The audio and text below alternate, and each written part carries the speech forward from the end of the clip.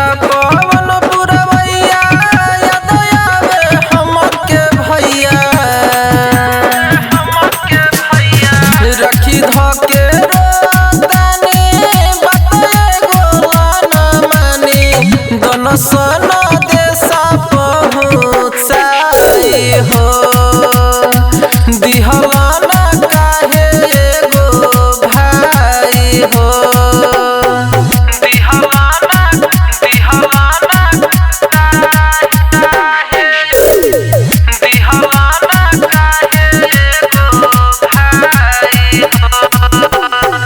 भाई बिना बहिन एगो सहतिया इतना पीरा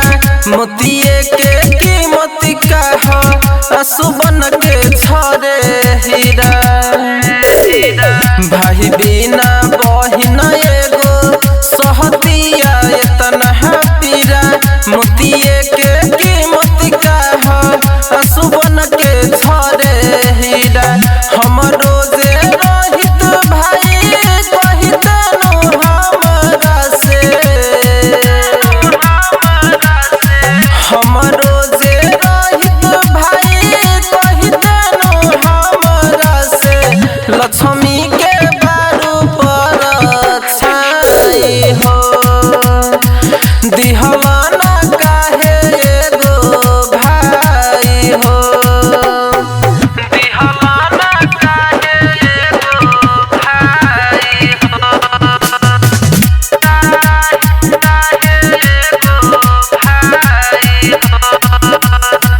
रही डर सोहिल जस देत एगो भाई हो सुख के संसार रहित हमरो अंगनाई हो दिल जस है अरविंद खानी टिहकावा लगईती रही तो हरदम मुस्कुराइत हो